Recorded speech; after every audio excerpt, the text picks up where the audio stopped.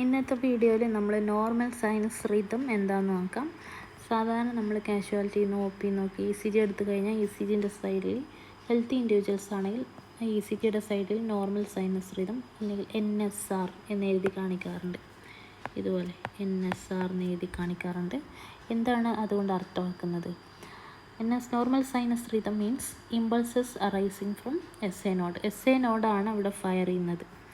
Next regular rhythm ആയിരിക്കും. Rhythm റെഗുലറാണ്. What does that mean? RR ഇൻ്റർവെല്ലിൽ എല്ലാ ലീഡുകളിലും സെയിം ആയിരിക്കും. അതായത് ഈ രണ്ട് QRS കോംപ്ലക്സിൻ്റെ ഇടയ്ക്കുള്ള ഇൻ്റർവെൽ എല്ലാ ലീഡുകളിലും സെയിം ആയിരിക്കും. അടുത്തത് each QRS complex is perceived by a normal P wave. ഓരോ QRS കോംപ്ലക്സിന് മുന്നിലും ഒരു P വേവ് ഉണ്ടായിരിക്കും. പിന്നെ normal P wave axis, that means P wave upright in all leads and inverted in AVR. എല്ലാ ലീഡുകളിലും P വേവ് പോസിറ്റീവ് ആയിരിക്കും, അല്ലെങ്കിൽ ഇതുപോലെ പോസിറ്റീവ് അപ്രൈറ്റ് ആയിരിക്കും. AVRൽ നെഗറ്റീവാണ്, അല്ലെങ്കിൽ ഇൻവേർട്ടഡ് ആണ്. സോ അതാണ് നോർമൽ P വേവ് ആക്സിസ് എന്ന് പറയുന്നത്. PR interval remains constant. PR interval എന്ന് പറയുന്നത് P വേവിൻ്റെ തുടക്കം മുതൽ Q വരെയാണ്. ഇതാണ്, ദിസ് ഈസ് PR ഇൻ്റർവെൽ.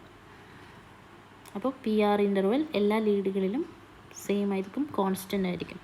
ഇത്രയും കാര്യങ്ങൾ നോക്കിയാൽ നമുക്കത് ഒരു നോർമൽ സൈനസ് റിതമാണെന്ന് മനസ്സിലാവും. സോ റെഗുലർ റിതം ആയിരിക്കും. ഓരോ QRS കോംപ്ലക്സ് മുന്നേ P വേവ് ഉണ്ടായിരിക്കും.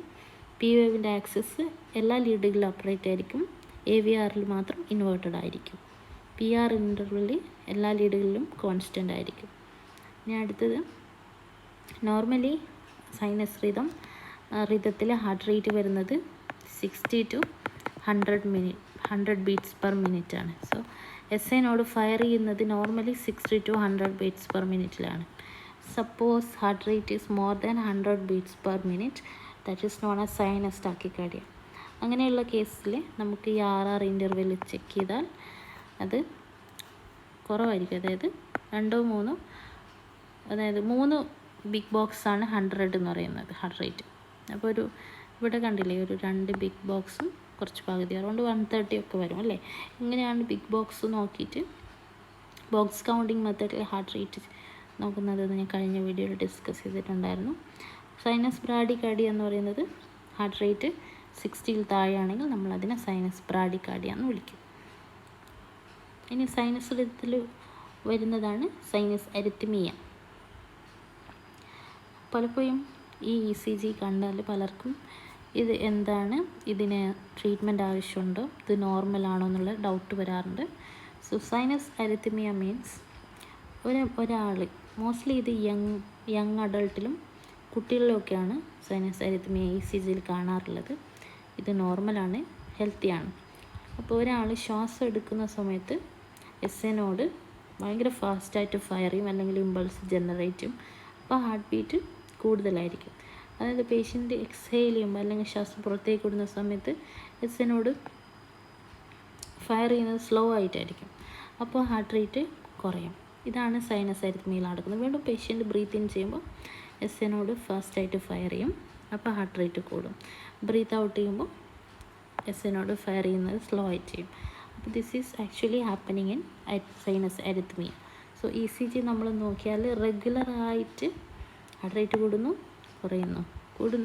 കുറയുന്നു, അങ്ങനെ വരും.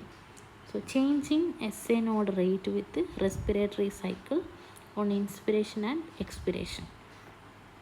Heart rate increases with inspiration and decreases with expiration. This is common in young healthy individuals. So ഇങ്ങനെ ഒരു ECG നിങ്ങൾ കണ്ടാൽ പേടിക്കൊന്നും വേണ്ട, ഇത് ഹെൽത്തിയാണ്.